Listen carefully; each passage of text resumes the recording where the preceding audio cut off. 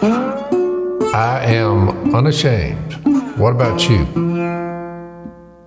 Welcome back to the Unashamed Podcast Hillsdale Friday episode. We're going through the study of David, and it's been an emotional roller coaster, guys. I don't know how are y'all holding up with everything that we've been talking about. We're still here. So Zach, look, I know you had to put your glasses on to see, but I can't see it. This is our last episode in the life of David, and so I have completed my course, the David story, Shepherd, Father, and King. I printed it off for you to be able to see. Hey. This is my sheepskin. It's a certificate. It's my certificate. Racking up accolades, boys. My third one from Hillsdale. I'm very proud of this moment. Yeah. I'm working toward a degree now. How much did you pay for it? How much it cost you? It was completely free, Zach. Completely free. It was free. And but I have been super blessed by the discussion and the study. If you are listening, we're going to do the last two episodes. That's why Al said his certificate from the last episode. So this is That's right. 7 and 8 of the David series. Yeah. And it's been really good. And I feel like we just need to dive in because we kind of left off at this kind of guilt-ridden David because now his children are beginning to follow in his footsteps. And so, we have a son raping a daughter who now is going to be vindicated with vengeance by Absolom, which is going to send him down this spiral, which is again going to cause more angst to this family. And John Luke, you asked the question when you were right at the end of the last podcast about the power of guilt. And it made me think about, because we've been talking about like Dad and the blind. We talked about that, the Luce and My movie we're working on. But I thought about this with Dad. Dad understood healing. Same thing from Psalm 51. I mean, he embraced that, understood that. He left that life he was in, although there was 10 years there. But there were consequences that still would play itself out over the course of his whole life, our whole lives, us having things we had to deal with is part of the reason I was a prodigal. And it wasn't Dad's fault. I made my own decisions. But you can't live life like outside of the vacuum of a family. When bad things happen, you have to deal with it. But 44 years go by, and then Dad finds out he has a daughter because Phyllis was just here this week staying with us. And so last night we had some people over, and Tony and Phyllis were there. And so we were telling this couple who had not heard their story. I was telling the story of how she discovered us and all this. But I thought about it. Dad had to relive the last few years of his life, a lot of guilt, because here's this daughter he never knew he had, and she didn't grow up knowing her dad, and she desperately wanted to know who her dad was. And so the last 5 years of his life, she lived here to try to have a relationship with Dad, and they did. They bonded. It was great. But I saw Dad deal with some guilt stuff that he hadn't dealt with in many, many years. And so it just gave me a picture here, because we talk about how that David was so changed by the affair and the murder and the death of the child. And now it's almost like he's kind of vapor locked and not being able to deal with his kids, because he handles everything badly, like in terms of as they spiral out of control. Right. He doesn't have it in him to be the old David. So there is something about even redeemed that consequence and guilt will always play a role. You just have to let it not captivate. It lingers. But I think, with Phil's story is interesting because when Phyllis came to light, we found out about Phyllis. I remember when you were up here in Black Mountain and we were sitting at dinner and you told me about the whole thing and showed me the envelope. And I was like, ooh, this is, I think, real. But that coincided with us writing the story of the blind. And so he was also reliving it through literally like the interviews that, I was doing. And I think that when you watch The Blind, because David's story is, Phil, he's David. We're all David. That's the thing, right? But David's story. Here's the man. You are the man. You are the man. And I think, and just kind of recapping that, like David's story, it just collapses in on itself. It really does. It collapses in on itself. But the story of God's covenant faithfulness does not collapse, and that is the promise of the 2 Samuel 7 identifies when it says that you're not going to build me a house. I'm going to build you a house. But that fulfillment was not found in David. It was found in Solomon. I'm sorry. That fulfillment was, let me say that. That fulfillment was not found in David. It was not found in Solomon. It was ultimately found in Jesus, the true shepherd king, who never, ever abdicates his responsibility, who never, ever misuses power. Yeah. And so when you look at David, because Jesus was in the line of David, but David took a woman. Well, Jesus gives himself for his bride. Where David killed to hide his sin, Jesus dies to forgive sin. And where David built his house, Jesus will end up building an eternal house in the fact that he will be the cornerstone of a new temple. So all of this whole guilt stuff, it's real, it's there. And I tell people, just because you're done with sin doesn't mean sin's done with you. Yeah. We may have earthly consequences of the life that we used to live, the thing that we're repenting from. But ultimately, you may deal with that the rest of your life. But here's the promise. Ultimately, in Christ, all things will be made new. All things will be made right. In Jesus, it will all be fulfilled. And so that is the tension of kind of that not yet now kingdom that we talk about a lot. We're sitting in this, but that guilt, I mean, it may linger for a while. And it may pop its head back up when you're 75 years old and want to make a movie and find out you have a daughter you didn't know about. It may rear its ugly head again. And I think that's part of the point that going forward that we see. So just to continue the narrative of the story, Amnon, who has now raped the sister and cast her out and demeaned her and treated her terribly, she goes to her brother Absolom and tells him what happens. He says, "Put it out of your heart." Remember, he's just like, "Don't worry about it." And he knows then he's going to do something about it. Oh, yeah. He knows in his heart right there. He's like, "I will." He decides that he decides. he's going to kill Amnon. Yeah. He's going to kill him. And it takes, 2 years? Yeah. That go by, and he's still harboring this. So think about what 2 years that was.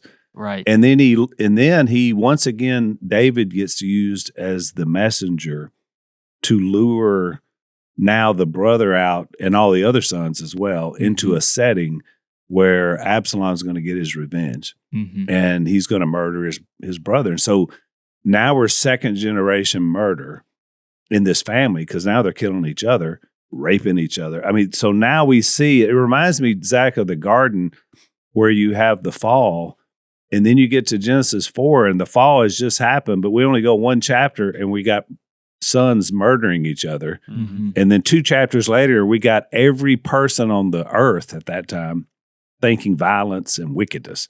I mean, just that progressive. It got evil in a hurry. I don't think we realize how evil it got. But yeah, good point. Exactly. And so that's what you see here. And I think every step of the way, everything that happens, David now as a father is watching the failures, but also as a king, he's seeing failure as well. And he's just ignoring it, basically. I mean, he provides no justice for the rape, and now he provides no justice for the murder. Yeah. It's just like, we just won't talk about it. Well, and that's such a point. Whereas David kind of just like gives up, and that's what I said in the last episode. God forgives him, and that's like David goes to God, asks for forgiveness, and Nathan confirms, like, there will be these consequences, but you're forgiven. And David doesn't really accept that. Like he feels all that guilt. And I might be reading myself into this, but it seems like David just loses confidence. Like he just is like so paralyzed by what he did. It's like he just doesn't want to make another mistake. Yeah. So he just doesn't do anything. That's it. And like when David found out about Tamar and Amnon, if he had acted right then, nothing would have happened. Like Absolom would have been like, "Oh, you did it. Like, I don't have to do anything. You took care of it." After Absolom killed Amnon, had David have acted, the next thing would have happened. Right. After Joab had killed Absolom, the next thing, like every point of the story, David just keeps falling back into that, just like, I'm out of it. He's not sinning. He doesn't have another, like, I think he truly repents to God. It doesn't have another like moral failure, but he just loses his confidence in himself. It seems like he just kind of like zones out. Because you even have the what's his name, Shammai, that guy that's cursing David. It's a similar story to earlier in the book where what was Abigail's husband's name? And it's kind of a similar thing. And he's like, who is this guy? You know? And now it's like a complete, he's like just letting the dude just hurl insults at him. And you kind of just picture this like man who's just kind of just beaten down and just, full of guilt, and he's just taking it. But David earlier in the story was like, someone killed him. Who's this dog out here? No, and you're right. I think it shows you, I think probably the people around David were thinking, oh, this is patient David. This is like the guy that wouldn't turn on Saul. They're thinking like he's got something in the tank. Yeah. Really, he's just ignoring the problem. And the problem is when you do this, you notice the other players, they fill that void, because all of a sudden you see Joab rise up and all these other little advisors. And so now we're starting to see this division, and it's moved out of the personal into the political, because now Absolom is thinking, well, I'm just going to be king. Yeah. And so he starts this deception. Well, that's the story that sin, it creeps. How'd you say it creeps out from the personal into the political? Because sin, what sin does is, I think this is so helpful for us to understand it this way. It creates a world that will eventually shape us in its own image. And so what happens with David's private collapse, it actually becomes a public like fragmentation. Yeah. It seeps into the kingdom. Yeah. Right. And this is something I think we can sin in isolation, because the original sin was a sin of lust, isolation.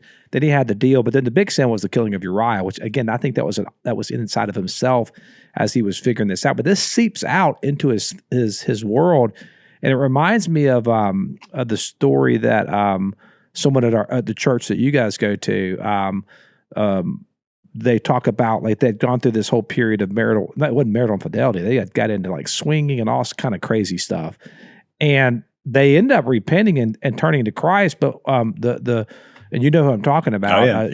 When she tells her testimony, she talks about the fact that there were hidden sins in her parents' marriage that she never knew about until later, that she attributes that those sins seeped into my marriage. Yeah. They seeped into my imagination. So I think what's happening here is you're seeing that this is not, like there's another fourfold prophecy that David gives. You remember the fourfold judgment that David cast on himself. Yep. Then there's a fourfold prophecy in 2 Samuel 12. The sword's not going to depart from your household. Yep. 2, evil's going to rise from within your own household. 3, your wives will be taken publicly. And 4, what you did in secret will be exposed openly. But that's not God getting even. This is not God saying, okay, I'm going to get you now. This is just the nature of sin. It's an ontological reality of sin. It's the consequence of sin that's folding out here. And that is the nature of sin. It seeps out. By the way, you want to take this course with us, it's absolutely free. We're finishing up the story of David. You can go to unashamedforhillsdale.com. You can sign up and take the course for free. But I think that's a really big point, though, Al, that this is not something, sin cannot just stay hidden. There's an ontological fallout from sin that you cannot avoid. I don't care who you are. You cannot avoid it. And Zach, you've heard this before. You and I have counseled a lot of people doing church work. And a lot of times people say, well, this is something from my past. And, I don't really think this is relevant to my life now, or I should keep this from my spouse. I've had this many, many times. And it's this idea that somehow we can have secrets that would affect our relationships, whether it's our spouse or family or anything else, and that somehow that won't damage us or cause division. It always will. The light of truth is there for a reason, and it's because light sanitizes. Jesus, how many times he said, "I'm light, I'm light, I'm light." We shine. We don't do what's done at night. We're in the day. We're trying to get this out. And they'll say, well, what if it causes problems? I say, it's going to cause problems because truth does. But you can never get to healing without truth. Mm-hmm. This story proves what happens when you just ignore things and don't talk about it.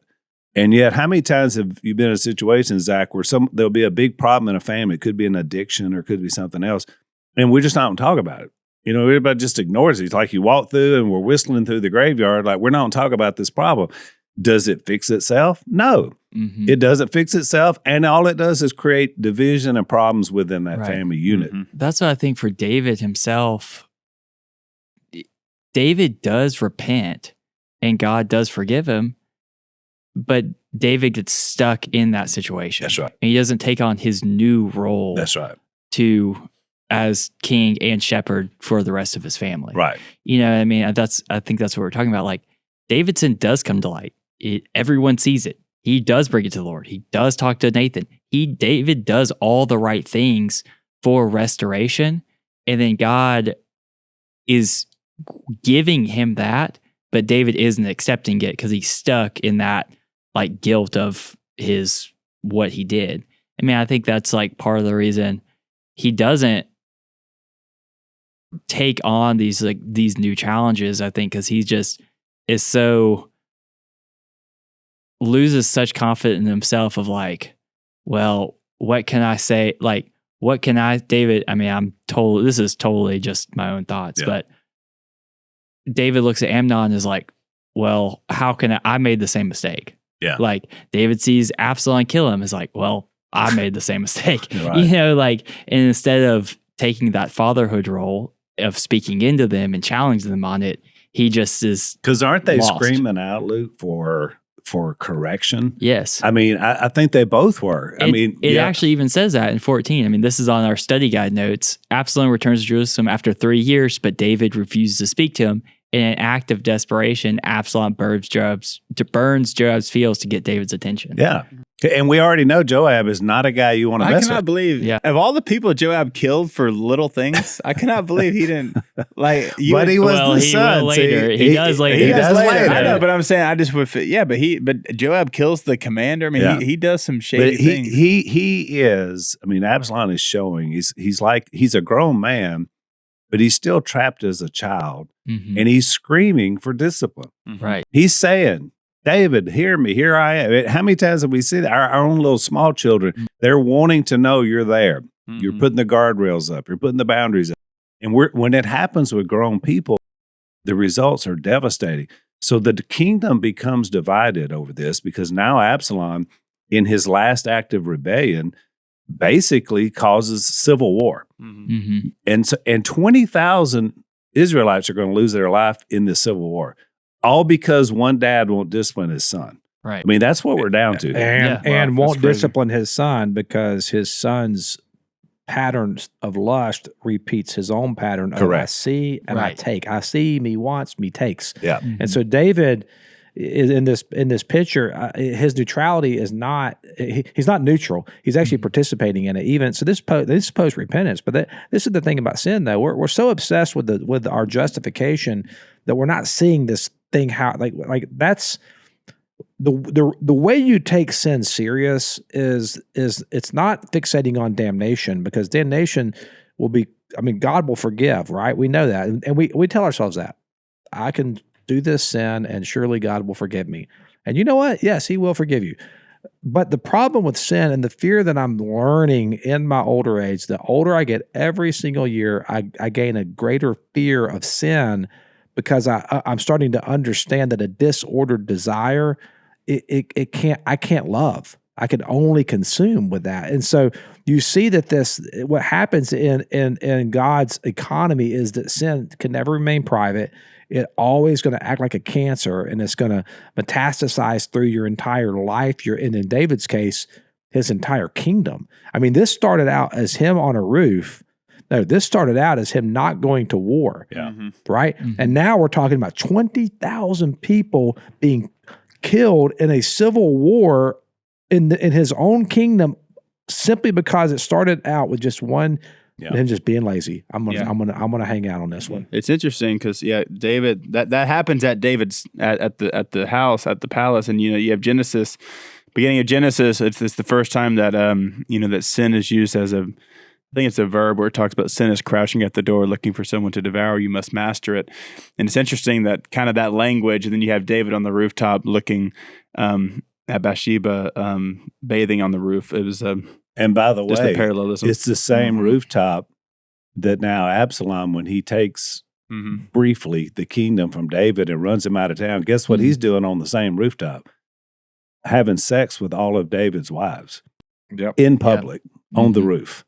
I mean, that's where this story. It's like the flip. It's the flip. Now David's Uriah. That's right. I mean, it's being played out. That's such a good point. I mean, Absalom's plan actually mirrors the strategy with Uriah. One, get him isolated, wait till his heart's merry with wine, get him drunk, and then let others do the killing.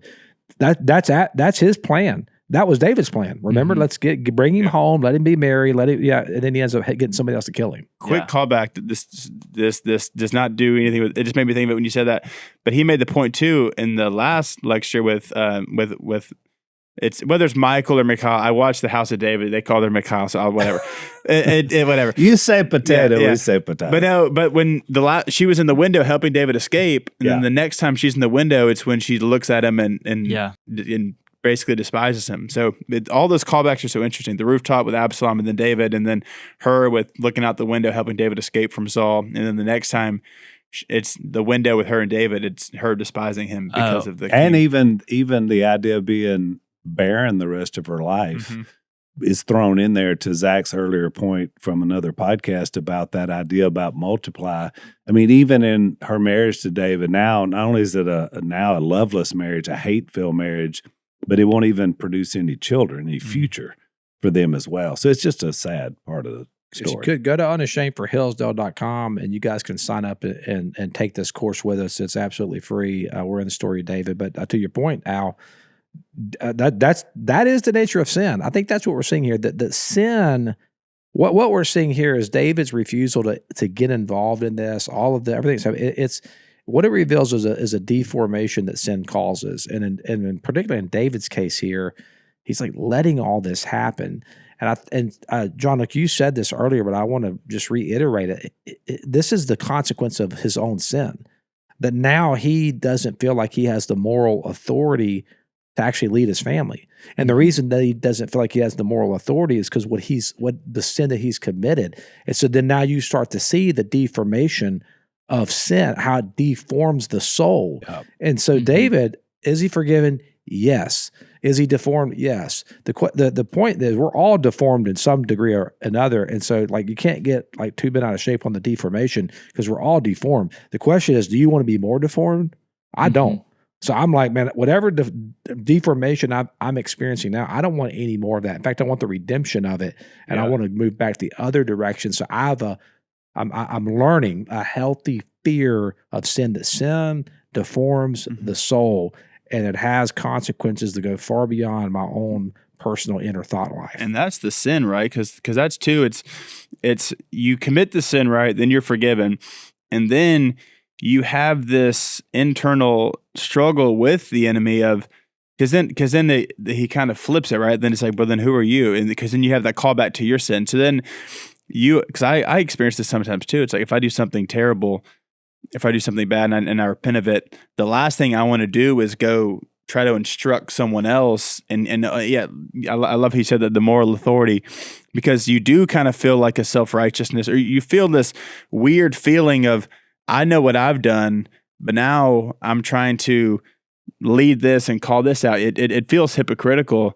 And that's the lie that the enemy wants you to believe, is that you actually can't, live that out. So it's twofold. It's the deception at the beginning, but then it's also the lie afterwards that you can't move forward from here. Which is why I personally think because you mentioned the curses of Shammai. Mm-hmm. And remember what he kept calling the man of blood? Yeah. And I think this civil war, and this is just my opinion, but I think that's why God wouldn't allow David to build the temple. It wasn't just because, all the wars that were fought up until, the fall here of David were all on God's behalf. I mean, he was being called to do it. So you think the man of blood is because of Uriah? Exactly. I think the curse he got from this guy, because he said, remember the guy wanted to kill him, and he's like, hey, if the curses are coming from this guy, it's coming from God. So that's some more of this fatalism thinking, but it's also him recognizing that he deserves it. And because of the fallout of his family, 20,000 of his countrymen are dying. That's a pointless war. That makes no sense because, Absalom winds up hanging in a tree, right? Right. So in this setting, I think that's exactly why God told him, too much blood. Interesting. That's just my opinion. No, I agree. I think there's two different sins and two different consequences going on, and that's why I just keep bringing. I feel so strongly about this that what happens with the Civil War was not inevitable. That was not the consequences of David's sin with Bathsheba. That's right. The consequence of David's sin with Bathsheba was the death of his son, the rape of Tamar, the death of Amnon, and the death of Absolom. Right. The consequences of the Civil War is the sin of not punishing Amnon right in the beginning. Justice. Remember, he wasn't providing justice. Yeah, his refusal to participate in the justice, and by doing so, he participated in the demise of the kingdom. Right. And so what you're seeing here, this is a study of a leadership vacuum. Yes. Mm-hmm. That's what this looks like. And so in the absence of leadership, what's going to happen? Somebody's going to step in and do it. Yeah. Yep. And in this case, it happens to be Absolom, and it absolutely, literally devastates and splits the kingdom eventually. And so that's the thing that when the shepherd refuses to shepherd, guess what? Somebody's going to rise up to fill the void, and that is, that'll preach for all of us, Well, that's a good point, John. And then that even brings out the thought. So the Civil War happens, and all this battle is going on, and so Absolom is confident he's going to win. Yeah. I mean, he's up sleeping with the wife. He got this. He's in charge now. He's growing his hair out. His hair out. He's back to his 5-pound hairdo. He's got that Big flowing time. mane. Uh-huh. He's And using then conditioner. He's riding the donkey, and we could talk about the donkey now. He's riding the donkey, which we know means and Dr. J brings this out, you ride the donkey after you win. That's when you ride it into the... Right. After mule. military victory, it was a symbol of donkey strength rider. and peace. But he's riding donkey in the battle. Yeah. And then his hair, this 5 pounds of beautiful hair, gets caught in a tree, pulls him off the donkey. And Christian brought this up. Well, I'm just like, it's like a desert and it's like a sunset, and he's just looking at the mule, He's just Fabio, like right? slowly Yeah. galloping out, and he's just like, my kingdom. And then he just gets Well, thrusted that's in just the whole heart. point on his hair is that was like the pride. Dr. Jackson talked about earlier, like his pride was in his hair. And in this battle, like I've never been to war, but I've watched a lot of movies.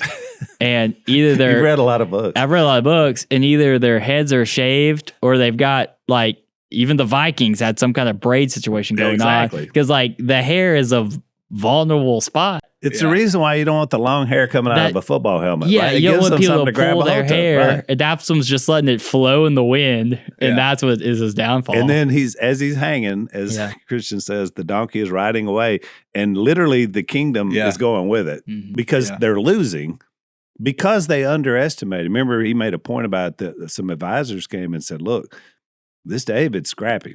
Mm-hmm. I mean, his people, Joab, these guys, these are killers. Yeah. We don't want to take these for granted." Well, he didn't listen because he thought by now that he knew everything. Mm-hmm. And again, I keep going back to, I see a young man who is not matured past his own hate-filled sense of needing justice. And that's where you're seeing now. He's so blinded by it. And look, I can say that because I was that young man myself. I was 16 years old. I thought I knew everything, but I knew nothing. Mm-hmm. And all it took was about 2 years of me in a prodigal wandering to figure out that I better get back to dear old dad and make things right. And that's exactly what Absolom is wanting. Instead, Zach, to your point, the power vacuum is filled because now the politicians and the warriors step in. And you remember, David is only concerned. He said, be gentle with Absalom." In other words, we got a civil war going on. We got 20,000 people dying, and he says, "Don't make him pay." Yeah. Yeah, that's which shows that his David the father eclipses David the king in this moment, and David the guilt. Yeah, and then because you really see the personal and political thread throughout really this whole story. Yeah, because then him and Joab get into it because Joab's like, "We're out here giving our life, for the battle, and the battle's won, and you're yeah." So it's you see that riff just continue throughout the story. And again, it's so convoluted, and I really love the what would you call it when Dr. Jackson was dealing with this on this last lecture. it was almost an angst he was having by having to say Joab was right. Well, Yeah. he said he wasn't wrong. That's the way he put it. He said you don't want to be on the side where you don't want to be on where you side with Joab. Like you don't want to be in that camp. And yet you have to because you see this void of leadership that Zach was talking about. In other words, here's this conniving, murdering, terrible person who is having to now confront David yet again, and even tries to pull a Nathan and has like a story about a woman, remember, and all this stuff. And he has this whole situation, and he's right because David won't do the right thing. I mean, he's still, and he killed him. I mean, he started the murder of him when he stabbed him 3 times, and then he gets murdered. It's terrible.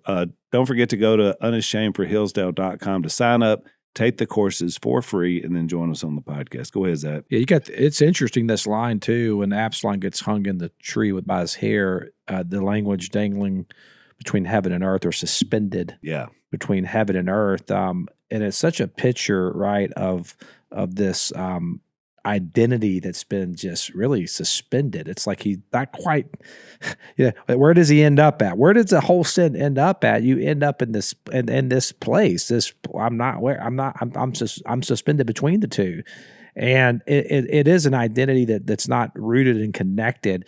And I think that's the downstream consequence of the sin, of any of our sin, is it does lead to that fragmented, ruptured, suspended identity of our own selves. But what Christ offers us is to root our identity in something real, someone who is real, which is him. And I think that's the story, that this whole story of David, you can see Jesus being woven all the way through it. It's funny you mention that, because when you think about Jesus riding into Jerusalem on that donkey as the king, and the people are saying, Hosanna, blessed, the king is arriving, because he is in that moment, and he's riding that donkey in and to his death, that will then be his resurrection and his ascension, which is the setting up of the eternal kingdom.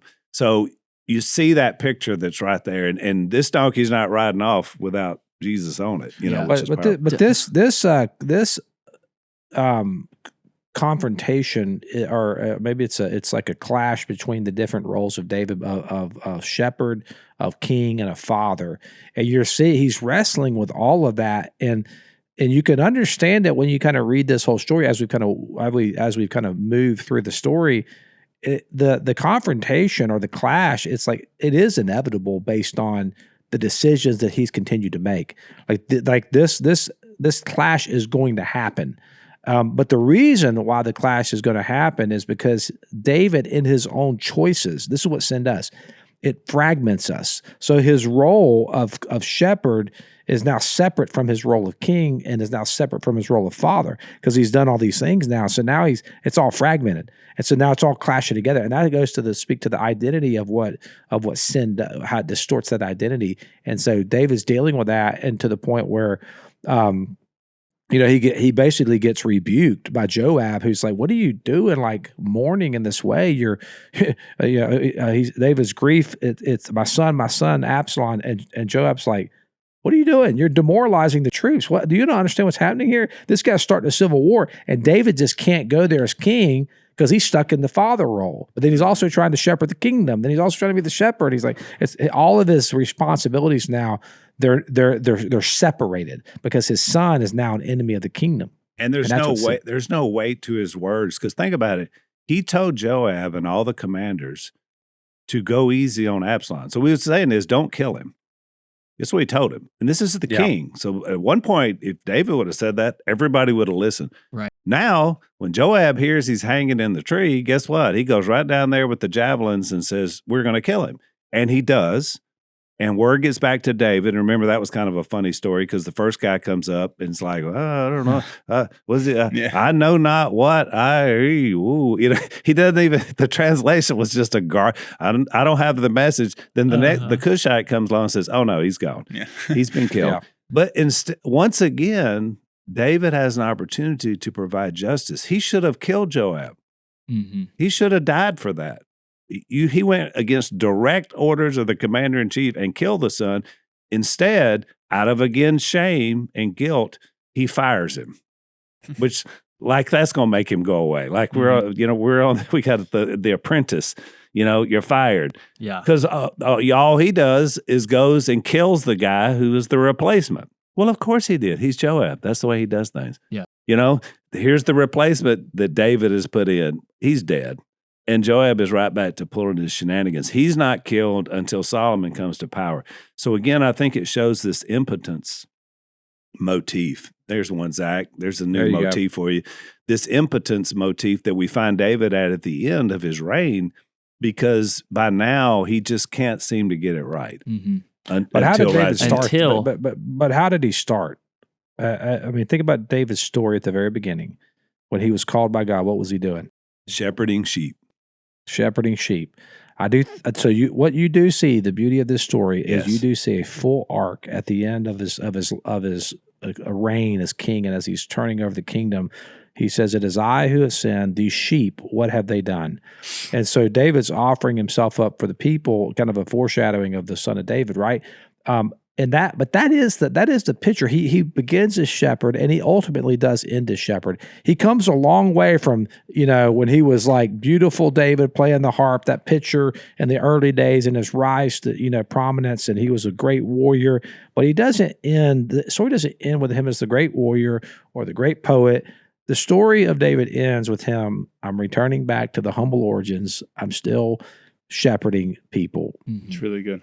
I think towards the end, I think David's shift back to righteousness, I guess you could say, happens in 2 Samuel 21 whenever David goes back to war. And I think this is this is what I think is amazing about what he's supposed to be doing. This is the amazing part of this whole story and this whole literature is you see David start as a shepherd, and then he's anointed by God, and then he becomes king, and then he loses that kingdom, and then he's in this like mix of tragedy, and then he starts to make his way back to shepherd. Yeah. And that first step is back in his king role. He goes back to war. And through this, I think his instincts are right. I actually think, thinking about it, I think that whole time where he wasn't acting, it was, in a sense, he was doing the right thing, leaning more towards forgiveness. Right. But it was perverse because he wasn't enacting justice. Right. And he had the right instinct. Yeah. He was forgiving, even after Absolom, he was forgiving his enemies. He was trying to, I think, in his mind, stop the fighting. He just didn't want any more blood. Yeah. But that then he wasn't doing his job as king. And then in 21, after all this happens, he sought the name of the Lord. He sought God, and God said there was a blood guilt on Saul and on his house because he put the Gibeonites to death. So the king called them, and then he eventually begins this new justice for Saul, and then goes to war with the Philistines, and is kind of like taking back on this like calling of God, this like power king move. And then after that war, he then starts to go like wind his years down back to where he started as a shepherd. Well, and even the close of 24, when we talked about him building an altar, he couldn't build the temple of God.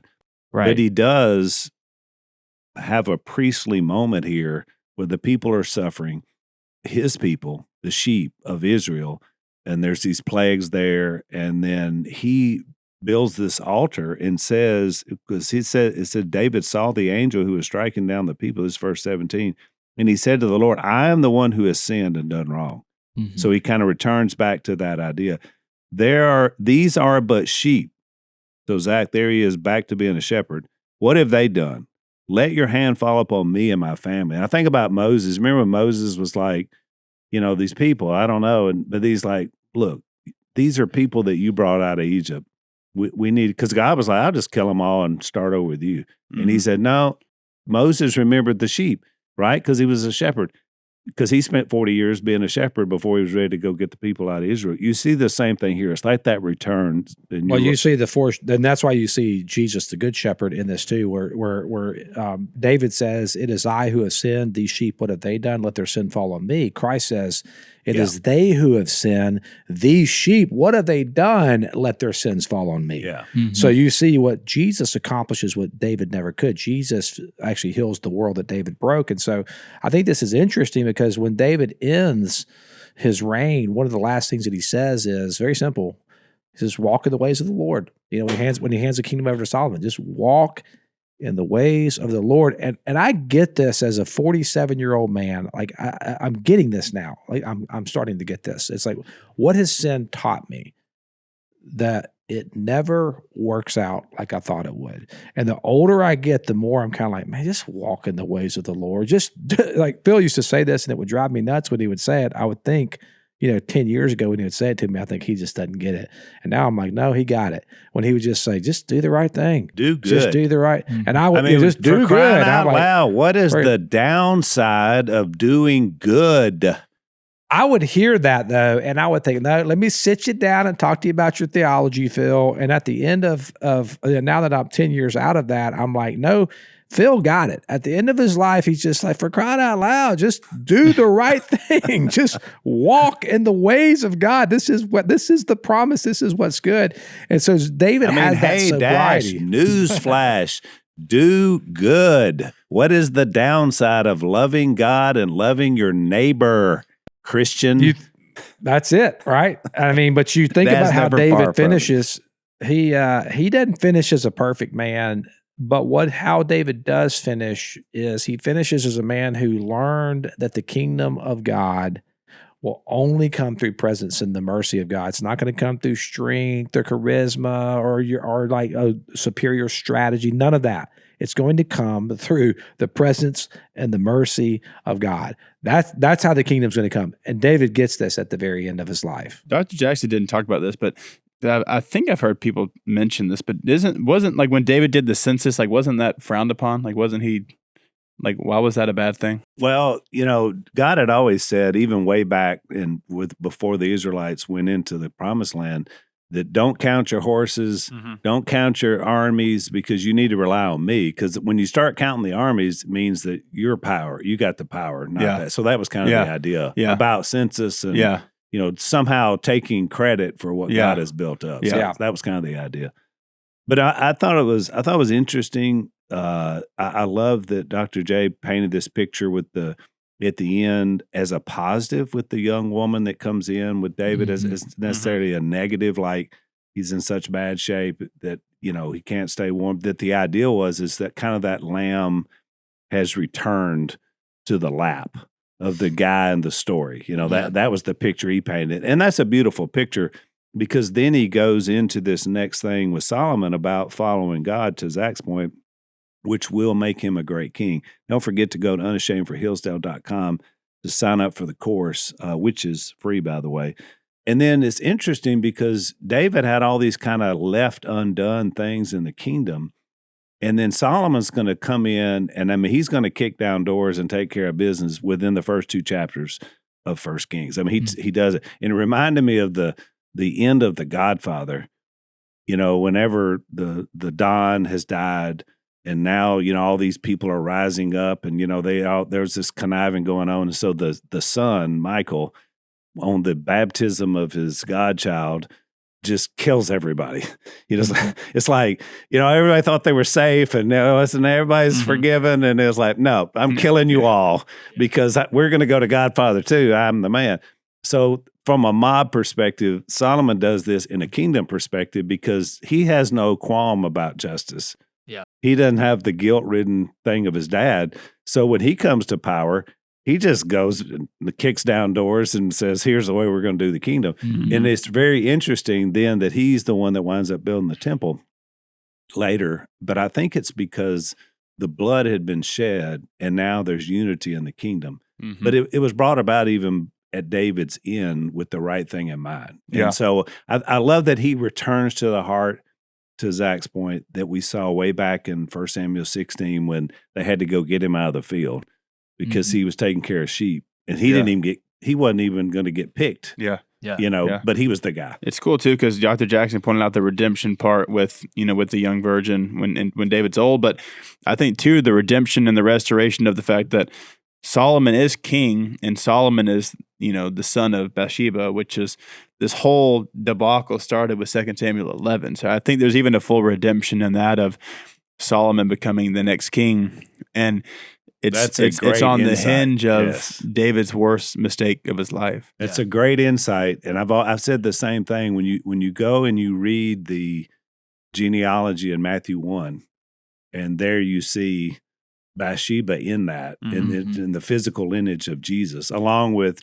Tamar back in Genesis 38, and a lot of other scandalous situations, and you see the idea that God has always known that through flawed people, the perfect Savior would come. And so that's a great point that, there were other sons. In fact, when you go read the lineage in Luke, which I think is the difference in the father and the mother and the father, you see the lineage line come through another son of David and not Solomon. But the royal line, that's the line that was chosen. And I think there was reason for that. And I think it's the one that's full of all these, flawed people and terrible decisions, because God has always known our shortcomings from the garden to Christ, which is why he came. So I don't know, Zach, I can think of a better way to is Zach there? Oh, okay. Well, I won't carry it back to him then. So I can't think of a better way like to wrap this whole thing of David than the idea that it was always towards the eternal covenant promise that God never left. Yeah.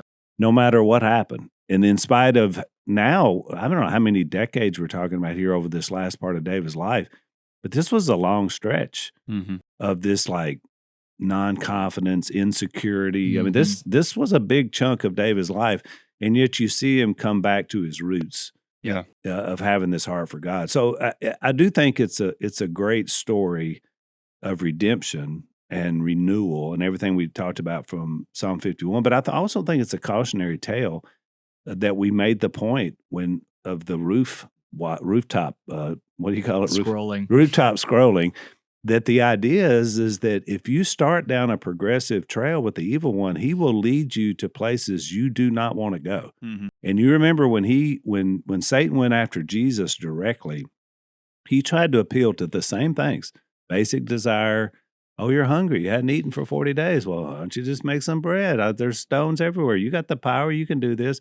And then every time Jesus rebuffed him by saying, no, God only, God only. When he got to the end, look at all the kingdoms of the earth. Aren't they great? They belong to me. And Jesus didn't even dispute that.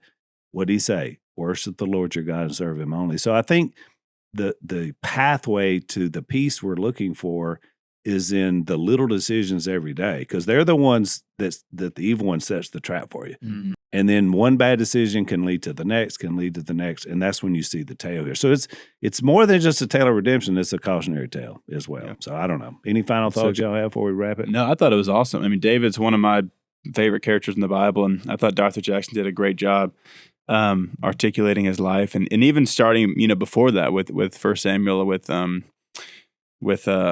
Eli and Hannah. Yeah. Right. Yeah. But I thought it was awesome. I learned so much, and I really love looking at it from that lens of the personal and political. That was something that I really took away. So looking forward to whatever our next study is. But I thought the David one was awesome. I know. I feel like these just keep getting better. Yeah. Well, we're still discussing on where we're headed from here, so it'll be a surprise to you guys next week. We want to hear from you guys on what we should do. Yeah, send it. Well, we kind of followed the plan of our audience, but we love having you guys along for the ride. Just as a reminder, unashamedforhillsdale.com is where you go to sign up for the course.